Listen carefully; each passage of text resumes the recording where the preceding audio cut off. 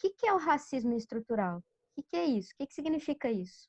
Chamar o racismo de estrutural, na maneira como eu compreendo, é entender o racismo como algo que está na base da constituição das nossas relações, sejam as relações sociais, as relações institucionais. Então, tudo que se criou, digamos assim, tudo que foi sendo engendrado no Brasil foi sobre uma base racista, foi sobre uma base que já tinha um olhar e uma percepção, que inclusive bem-vinda, inclusive racionalmente estruturada, e inclusive com vistas a construir cada uma das fases que nós tivemos na nossa história, que é ter uma relação de discriminação, de preconceito e de inferiorização de corpos negros.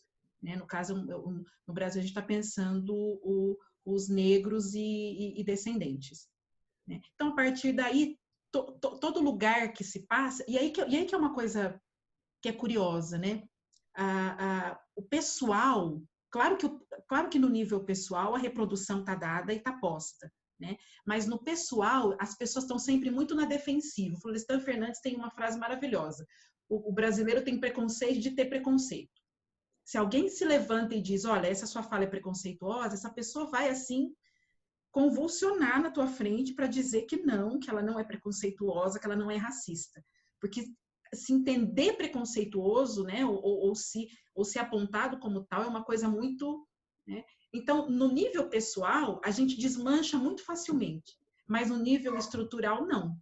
Porque se eu estou dentro de um espaço, e o Silvio de Almeida, inclusive, ele vai estar no Roda Viva semana que vem, eu acabei de saber, ele vai estar dando uma entrevista no Roda Viva, achei bacana, mas vamos ver quem é que vai estar, né, na roda, enfim. Mas ele inclusive cita o sistema tributário brasileiro, que o sistema tributário brasileiro é um lugar onde a gente pode ler com muita clareza a maneira como o nosso racismo estrutural pesa, principalmente nas costas da base da pirâmide, que são as mulheres negras. Né? Que são as mulheres negras, as mesmas que a Angela Davis vai dizer, quando uma mulher negra se move, toda uma sociedade move com ela. O que a Angela Davis está falando é que as mulheres negras já estão na base. Né? Claro que vai mexer com estrutura à medida que isso acontece, não é à toa que é a voz dessas mulheres negras que tem ecoado no nosso país de forma tão ampla. Então a ideia de estrutural é isso, está constituído. E quando o Marcos traz, adorei isso que ele trouxe, né? Que não é uma educação que se dá. As pessoas elas não são discursivamente racistas abertamente, porque isso é fácil rechaçar. Isso vai para a televisão, isso é a galera que falou da Maju, que fala de atrizes, isso tá, né? Ou a senhora que atacou um taxista em Belo Horizonte, que óbvio tem que ser rechaçado mesmo, mas isso todo mundo é contra. Qualquer pessoa que for perguntada. Agora, quando a gente vai para as camadas, né? Quando a gente desce um pouquinho, mas espera aí, você já olhou em volta quem trabalha com você? Você, professor, já pensou quando a Paula traz? Ninguém estuda Virgínia Leone Bicudo. Ninguém lê Virgínia Leone Bicudo. Virgínia Leone Bicudo é uma das pesquisadoras que está, inclusive, no famosíssimo projeto Unesco, que é um projeto que instituiu boa parte do que a gente tem de referencial teórico sobre relações raciais no Brasil. Porque quando a gente pega a Escola Paulista, por exemplo, a gente tem Florestan Fernandes, ou a gente ou Costa Pinto, no Rio de Janeiro. Virgínia Leone Bicudo também fez parte do grupo que estudou a relações raciais no Brasil, o Projeto Unesco, assim como a Aniela França, uma outra mulher negra que também fez parte desse grupo que estudou e que a gente simplesmente não conhece, né? Porque uma coisa fundamental no nosso racismo, né, é o epistemicídio. É uma postura de aniquilar toda e qualquer fonte de leitura, tanto da sua própria presença nesse mundo, ou toda e qualquer análise que possa vir de pessoas negras. E isso vai desde as relações mais cotidianas possíveis, né, até nesse nível, né, da gente ter cursos inteiros na universidade que não passam sequer por autores negros, que a gente não lê Abdias do Nascimento, a gente não lê Guerreiro Ramos, né? A não ser sobre a contenda Guerreiro Ramos, Florestan Fernandes. Aí a gente vai ler, mas olhando, né, para quem que é o mocinho da história, que seria o Florestan, né, no caso de algumas leituras, né? Então, a ideia de estrutura é isso, né? Porque parece que basta não chamar ninguém de macaco, basta não chamar ninguém de preto fedido, preto sujo, e eu já fico super confortável. Não sou racista, não xingo ninguém, não discrimino, né? Mas precisa ir além, né? É preciso ter agência, é preciso olhar em volta e falar assim, mas vem cá, o que no bilhetinho, eu me lembro do começo do ano, o bilhetinho de boas-vindas da escola do meu filho, assim, várias crianças, loirinhas, cabelo cacheadinho, ele não se vê naquele bilhete, ele não estava ali. Para ele não estava, e ele tem essa consciência, porque a gente está falando disso aqui em casa. Mas na maioria das vezes, muitas dessas pessoas acabam se retraindo, né? E nem sempre encontram escuta profissional qualificada para entender que aquele lugar de fala na dor também tem que ser acolhido nos consultórios, né? Por isso que eu falei no começo, que eu acho tão valiosa essa conversa com pessoas que trabalham da escuta, vocês trabalham da escuta, né? Eu me lembro a primeira vez que eu acessei um psicólogo, inclusive foi para trabalhar as marcas que o racismo tinha deixado em mim lá na adolescência, né? Eu me lembro primeiro que eu não tinha coragem de falar para ele o que tinha me levado ali, né? E era um caso de discriminação que eu tinha sofrido, eu não tive coragem ali, eu não sabia dizer aquilo para ele. Mas quando em algum momento aquilo apareceu, ele me disse, não, mas não é isso, as pessoas não estão assim também toda hora. Né? Isso foi, sei lá, foi final dos anos 90, não, final não era meio mesmo, tipo 95, 96. Eu me lembro vivamente dele me falar isso. Eu falei, poxa, acabou, né? Eu não voltei. Né? Hoje existe esse olhar. Hoje eu sei que existe uma escuta sendo cada vez mais informada dessa perspectiva. Né?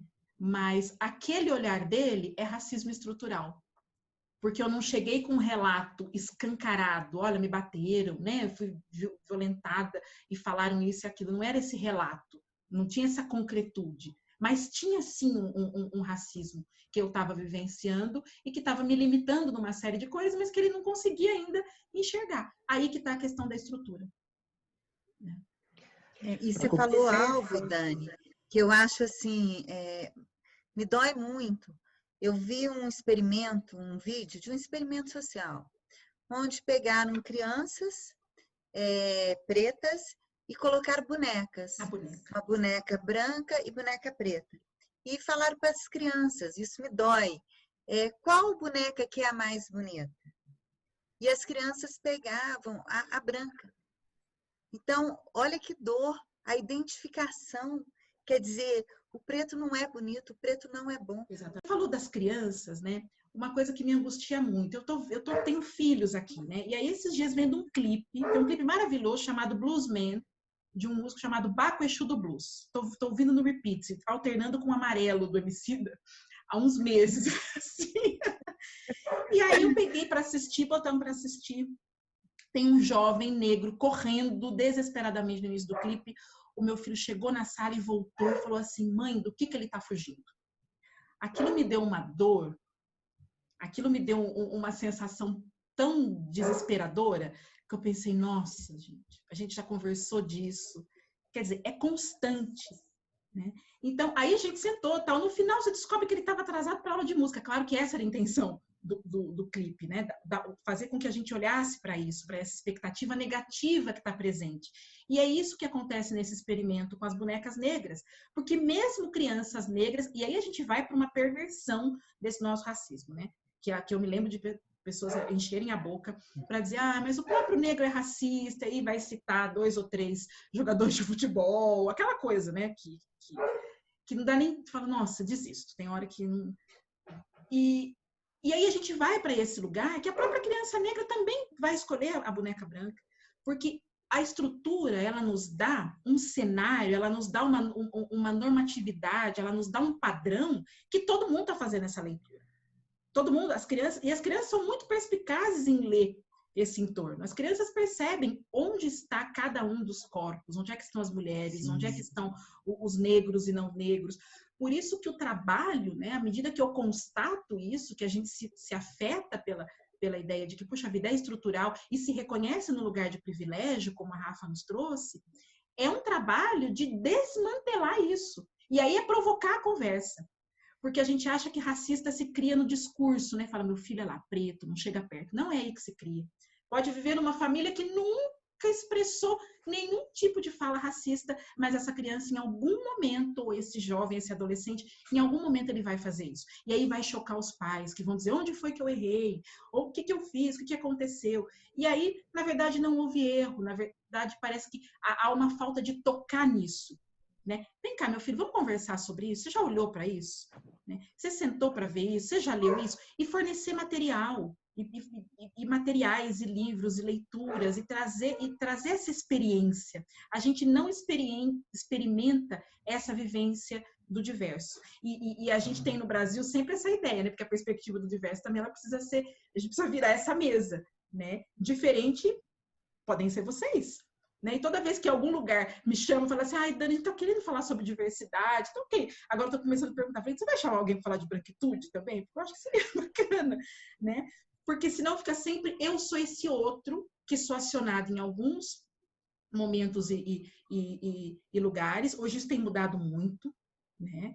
E momentos como esse, eu acho que é muito dessa característica dessa mudança, mas até muito pouco tempo atrás a gente não saía ali de novembro, né? Eu lembro que uma vez um convite chegou pro coletivo aqui de Alfenas, todo mundo, ninguém podia ir dia 20, vamos dia 21.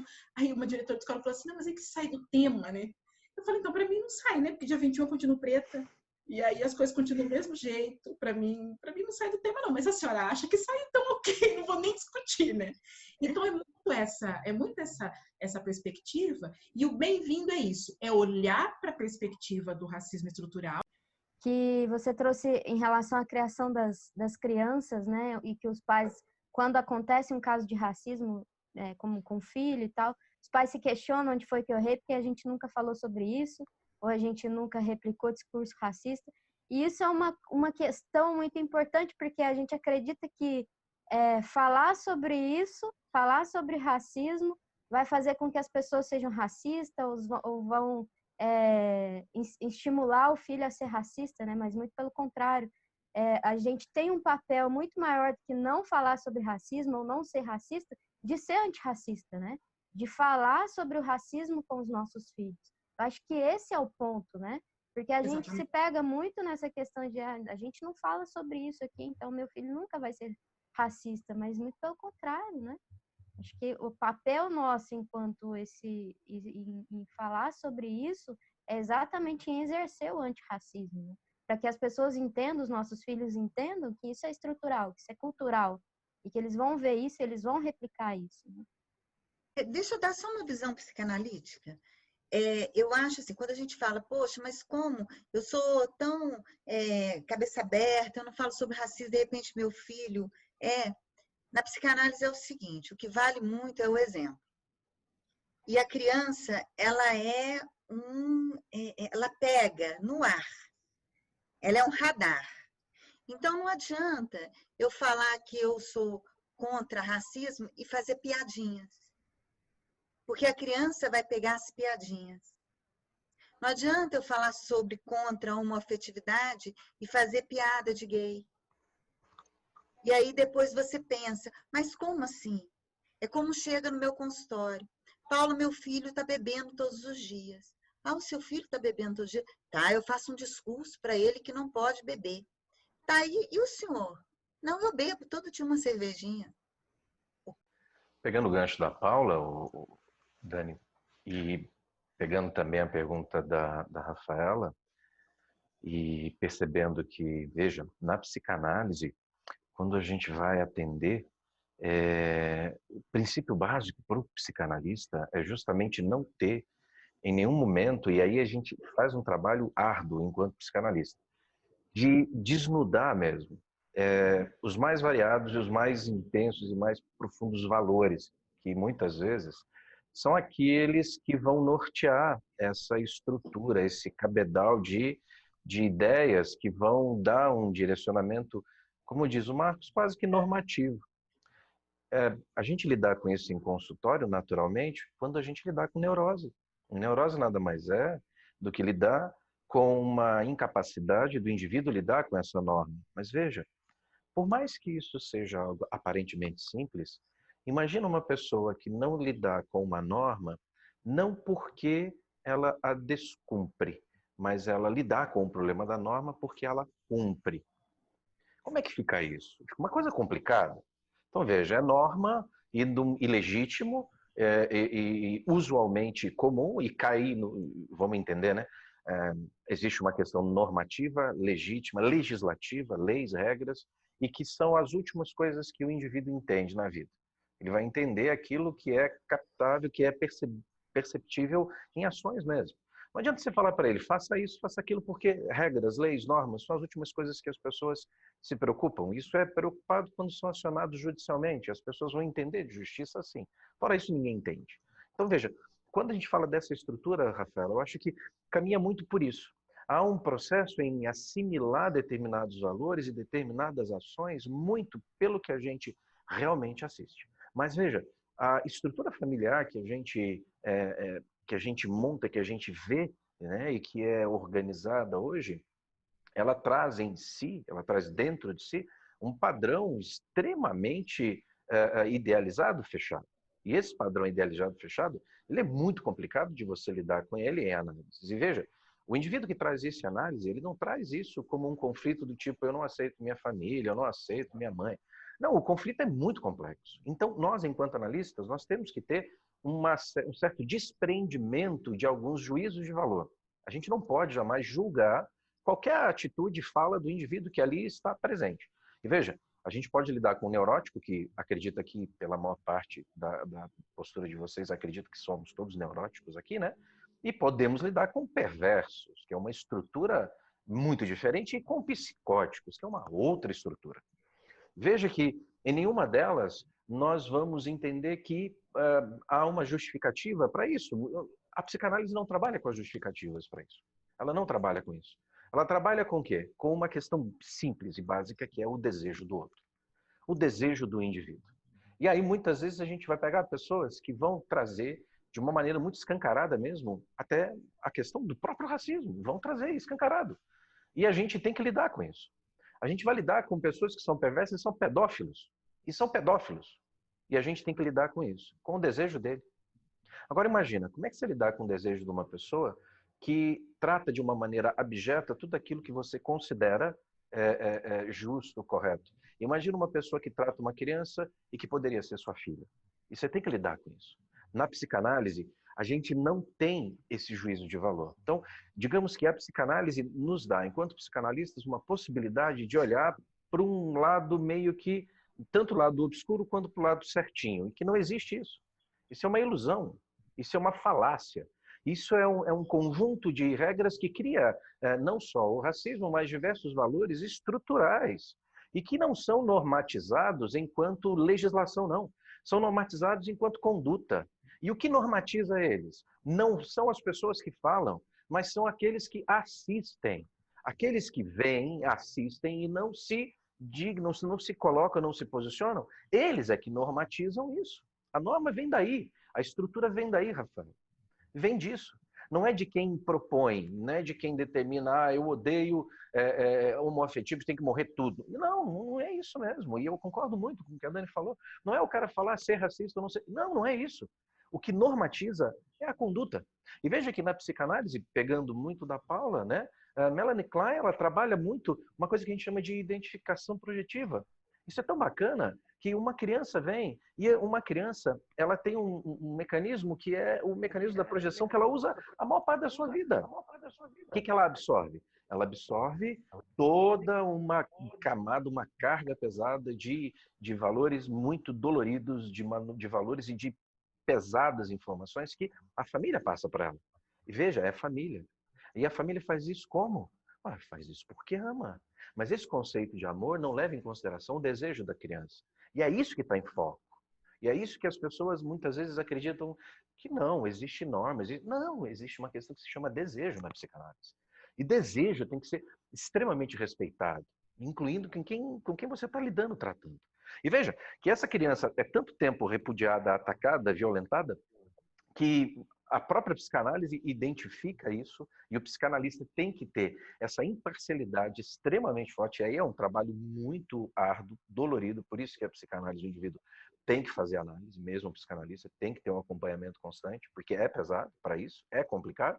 Eu acho que aí, Rafael, a gente pode entender que a questão estrutural passa muito, como a Paula falou, né, dessa percepção de que isso não é algo que vem dentro de um conjunto de regras e 10 valores que a pessoa assimila. Veja, retomando uma fala anterior, nunca existiu aula de fascismo na Itália, nem de nazismo na Alemanha. Existia aula de história, matemática, química, física, normalmente. Não existia matéria de fascismo ou nazismo. Não existe, né? Não existe uma coisa que induz o indivíduo, mas existe o quê? Um processo de elaboração e de satisfação de desejos. Só que muitos desses desejos, e pegando uma fala do Marcos até do nosso encontro anterior, muitos desses desejos vêm organizados e legitimados por um conceito de mercado, por uma organização de mercado que nos leva a cometer atos atrozes e que a gente acha legal. E a gente, no final das contas, está se sentindo numa família doriana, num comercial de manteiga e margarina e todo mundo feliz. Perfeito, Sandro. Muito Perfeito. bom. Bom, eu queria complementar também essa questão do racismo estrutural. Eu sempre achei essa temática muito complicada, ainda acho muito complexa de conseguir simplificar em poucas terminologias, né? E aí, trazendo para o campo da sociologia, eu gosto de pensar em 2 pontos fundamentais, assim. O primeiro deles eu já tinha até mencionado antes, né, sem abordar, que é a formação dos estados nacionais, né? Inclusive, isso vai de encontro a uma crítica que é feita ao movimento negro hoje, de ele ser identitário, né? Movimentos identitários.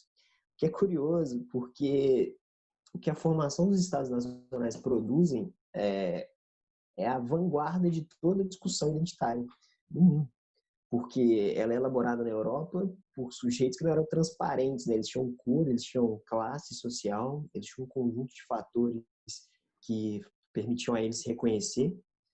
Então, aquele famoso lema, né, do liberdade, igualdade, fraternidade, da Revolução Francesa. Desde quando aquele lema pode ser aplicado a todo e qualquer tipo de nação? Nunca foi dessa forma.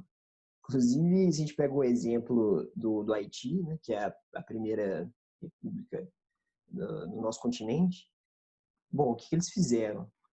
1789, Revolução Francesa. 1791, 2 anos depois, eles, encharcados por esse ideal de tentar autonomia e libertação, falaram, bom, vamos promover a liberdade, a igualdade e a fraternidade no nosso país. E qual foi a resposta europeia? Não, calma aí. É liberdade, mas vocês estão exagerando, né? Sobretudo porque foi feito, protagonizado pelo povo negro haitiano. E terminou num banho de sangue. Então, essa questão identitária ela é engraçada, porque parece que somos nós que reivindicamos essa pauta, sendo que ela é estruturalmente construída desde a formação desses estados. Isso vai se refletir na divisão social do trabalho, principalmente. Quando nós vemos o que esse modelo vai trazer de novo, que não existia antes. Primeiro, ele vai despersonificar todas as formas, todas as relações de trabalho, no sentido de que não importa mais a sua individualidade, o que importa é qual papel que você vai desempenhar nesse modelo de produção.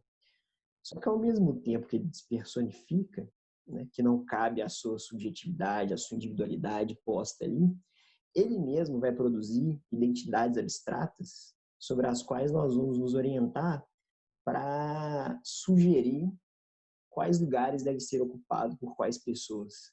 Isso não cabe nem só ao racismo, inclusive, né? Machismo, todas essas formas de opressão, elas se enquadram nesse ordenamento.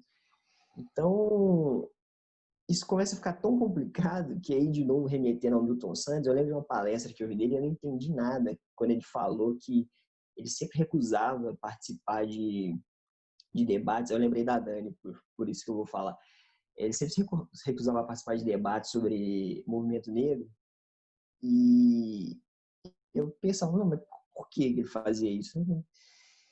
E aí, justamente está ligado a essa questão de divisão social do trabalho, porque, veja, quando essas categorias são criadas, até na forma de a gente tentar amenizar o problema, ele aparece. Então, o que o Milton Santos queria, então, de fato, dizer com isso, né? Não vou participar desse tipo de programa. Porque ele só era chamado para participar quando o assunto era a negritude. E ele era um geógrafo, né? Um grande pensador brasileiro, especializado em mobilidade urbana, em planificação, em urbanização, espaço geográfico, globalização. Só que ele nunca era convidado para esse tipo de palestra, nunca era convidado para falar sobre isso. Justamente porque nessa divisão do trabalho, a identidade dele, né, o carinho que ele recebeu, é o carinho de raça. Então, claro, quando as pessoas dizem assim, né, de maneira solta, não existem raças no mundo, todos somos iguais perante a lei, evidente, assim, o desenvolvimento negro não discorda disso. A questão é que nós lutamos para que justamente isso seja aplicado, porque é um cinismo acreditar, só olhar para a realidade, né, que isso se perfaz no nosso cotidiano.